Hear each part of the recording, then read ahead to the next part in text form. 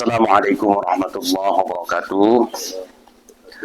Alhamdulillahi rabbil alamin wassalatu wassalamu ala asrafil anbiya'i wal mursalin wa ala alihi wa sahbihi ajma'in. Para pemirsa Al-Wasliyah Channel dimanapun saudara berada yang dimuliakan Allah. Pagi hari ini kembali kita lanjutkan kaji kita kitab Al-Jawharul Mauhub wa Munabbihatul Qulub karangan Syekh Adi bin Abdurrahman Al-Kalantani, ulama Kelantan, Malaysia. Hari ini kaji kita pada halaman 89 tentang fadilah sedekah. Al-babus sabi asarah fi fadilatis sadaqati. Al-babus sabi asarah fi fadilatis sadaqati. Ya, silakan dibaca. Bismillahirrahmanirrahim. Bab yang ke-17 pada menyatakan kelebihan sedekah. Firman Allah Ta'ala, alladzina yunfiquna amwalahum bil-laili wan-nahari sirran wa 'alaniyatan falahum ajruhum inda rabbihim wa la khaufun 'alaihim wa la hum yahzanun.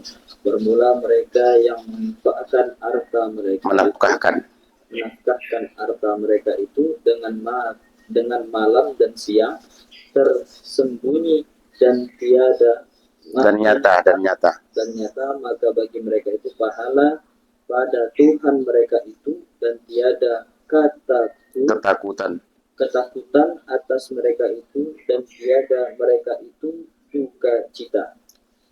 Riwayat daripada Abu Hurairah radhiyallahu anhu bahwasanya berkata ia, aku dengar Rasulullah Shallallahu Alaihi Wasallam bersabda, jangan kamu tolak akan orang meminta, dan jikalau ada ia kafir sekalipun. Maka berkata seorang laki-laki daripada sahabat radhiyallahu anhu, ya Rasulullah, dengan bagi kami bahwasanya kami dan bahwasanya kami sedekah dengan sesuatu daripada harta kami kepada kufar, maka sabdanya bahkan bahwasanya mereka itu daripada makhluk Allah Ta'ala, dan bahwasanya sedekah sungguhnya jatuh ia pada tangan kudrat Tuhan yang Rahman. Ya. Ya, maksudnya begini, ini bab yang ke-17 tentang kelebihan sedekah. Nah, dasar yang dikutip oleh pengarang kitab ini adalah firman Allah dalam surah Al-Baqarah ayat 274. Allazina yunfikuna amwalahum bil-laili wan-nahari syirran wa 'alaniyatan falahum ajruhum inda rabbihim wa la khaufun 'alaihim wa la hum yahzanun. Nah, kalau diartikan itu bermula, berarti mubtada itu sudah bermula mubtada. Bermula mereka yang menafkahkan harta mereka, jadi orang-orang yang menafkahkan harta mereka malam dan siang, tersembunyi, berarti nggak nampak, sembunyi-sembunyi dan nyata terang-terangan. Maka bagi mereka itu pahala pada Tuhan mereka nanti akan mendapatkan pahala di sisi Allah, dan tiada ketakutan atas mereka. Jadi tak ada nanti ketakutan di dunia dan di akhirat. Tak ada takut. Orang yang menafkahkan itu memang nggak takut, dia miskin, karena dia yakin akan balasan Allah, kan begitu. Tiada ketakutan atas mereka, dan tiada mereka itu berduka cita di yaumil kiamah nanti. Orang yang bersedekah berimpah itu nggak akan berduka cita kalau impah dan sedekahnya ikhlas. Kemudian ada sebuah riwayat lagi daripada Abi Hurairah, berarti riwayat ini bersumber dari Abi Hurairah radhiyallahu anhu, bahwasanya berkata ia. Jadi Abu Hurairah menceritakan ini. Dia berkata, aku dengar Rasulullah bersabda, berarti Nabi bersabda. Kata Nabi, jangan kamu tolak akan orang yang meminta. Kita dilarang menolak orang yang datang meminta. Siapapun minta sama kita, minta bantuan, sedekah, tolong Pak, jangan ditolak. Kata Abu Hurairah dari hadis Nabi, jangan kamu tolak orang yang meminta. Dan jikalau ada ia kafir sekalipun, walaupun yang meminta tolong itu orang-orang kafir, bukan agama Islam. Maka berkata seorang laki-laki daripada sahabat, ada seorang sahabat bertanya kepada Rasulullah, berkata itu berarti bertanya dia, karena Nabi menyampaikan itu. Penasaran sahabat tadi bertanya, berkatalah seorang laki-laki, entah siapa namanya kita tak tahu, Mungkin di kitab yang lebih luas lagi, sarah-sarah hadis yang besar, mungkin tahu kita ini siapa yang bertanya. Jadi berkatalah seorang laki-laki daripada sahabat radhiyallahu anhum, "Ya Rasulullah, wahai Rasulullah, dan bagi kami bahwasanya kami sedekah dengan sesuatu daripada harta kami kepada kufar." Maksudnya begini, harta yang ada itu kan punya kami. Apa bisa, apa boleh harta dari kami itu kami sedekahkan kepada orang kafir? Maka orang kafir, kita kan orang Islam, seharusnya orang Islam sajalah. Kok dibagi pula kepada orang kafir? Apa boleh? Begitulah bahasa pahamnya. Nah, walaupun tertulisnya seperti itu, ini kalau nggak paham kita ini bisa kacau. Nah, jadi begitu. Nah, bertanya sahabat tadi, harta itu harta kami. Masa pula kami orang Islam, harta kami kasihkan kepada orang kafir yang minta-minta itu. Nah, itulah pertanyaan sahabat kepada Rasulullah.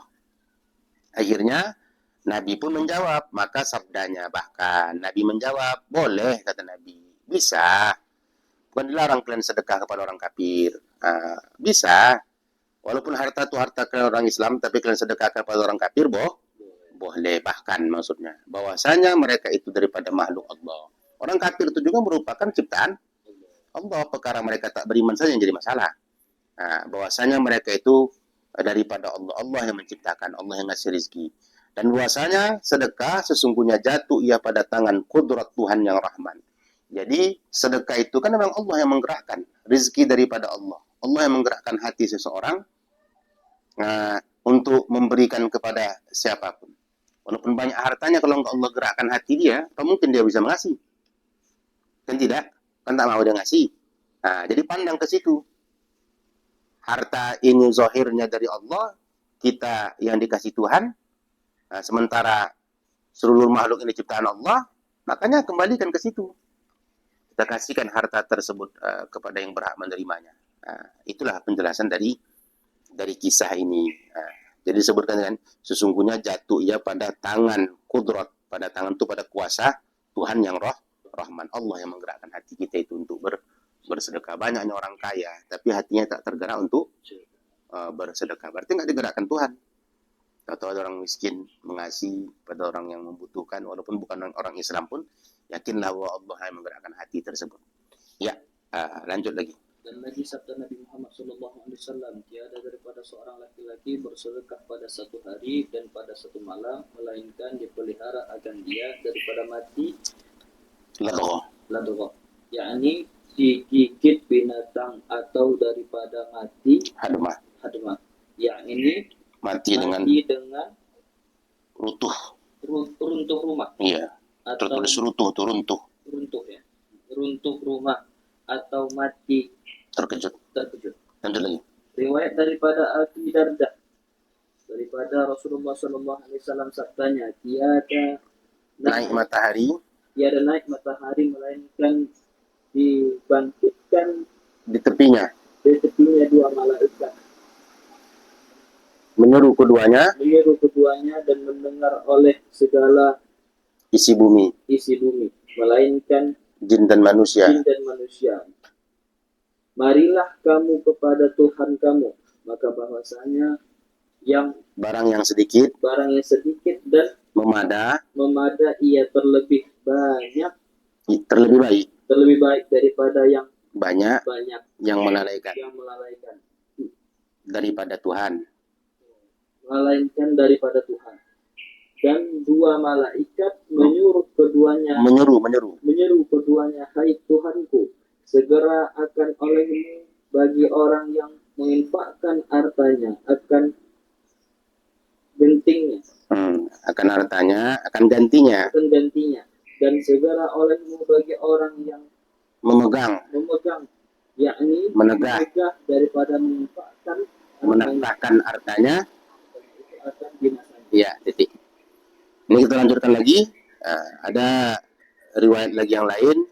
Dan lagi Nabi juga bersabda, kata Nabi, tiada daripada seorang laki-laki bersedekah pada satu hari dan pada satu malam, melainkan dipelihara akan dia daripada mati ladgha, yakni digigit binatang, atau daripada mati hadma, yakni mati dengan runtuh rumah atau mati terkejut. Jadi ini diantara manfaat sedekah. Nabi bersabda dalam hadisnya, orang yang bersedekah, jadi cara memahami kata tiada, kan ada tiada itu kan, tiada daripada seseorang, kemudian di tengah-tengah ada kan melainkan. Jadi cara memahaminya dibuang tiadanya.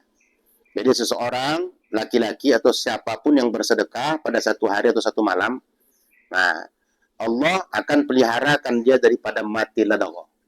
Mati ladagha itu maksudnya mati digigit binatang, patu ular, gigit harimau, diterkam harimau, diterkam buaya, kan begitu. Jadi dipelihara Tuhan kalau kita ini bersedekah, Allah jaga kita dari mati diterkam oleh hewan-hewan. Kemudian Allah jaga juga kita daripada mati hadma, mati kena runtuhan, runtuh rumah, timpa bangunan. Itulah diantara manfaat sedekah tersebut. Kemudian dijaga juga kita daripada mati terkejut. Mati terkejut ini mati tiba-tiba. Memang kalau dikaji, mati yang paling bagus itu kan mati karena ada asbab sakit. Sakit itu bisa mengurangi dosa kan. Tapi kalau orang mukminnya udah siap, imannya banyak, amalnya banyak, selalu bertobat, kalau mati terkejut pun, mati seketika pun tak masalah. Karena dia memang udah bersiap, siap. Yang khawatir kita ini kita lalai. Kita lalai belum tentu kita ingat sama Allah, belum tentu kita bertobat. Yang takut kita mati terkejut, gimana tak ada itu yang takut.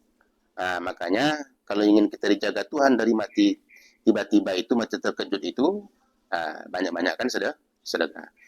Dalam riwayat yang lain lagi daripada Abi Darda, daripada Rasulullah Sallallahu Alaihi Wasallam, Nabi bersabda, kata Nabi, tiada naik matahari.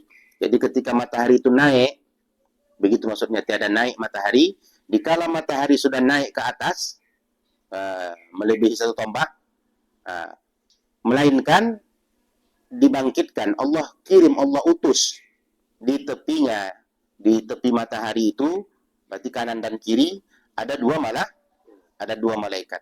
Dua malaikat tadi ngapain? Menyuruh keduanya, berserulah dua malaikat tersebut.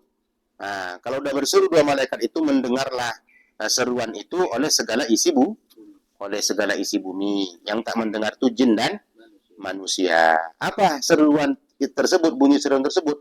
Marilah kamu kepada Tuhan kamu. Ayo bersegera, ingat kepada Tuhan, kembali kepada Tuhan.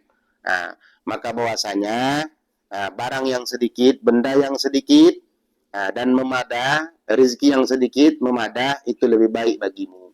Benda yang ada sama kau sedikit, tapi cukup, itu terlebih baik bagimu. Tapi ketimbang banyak daripada yang banyak, yang melalaikan.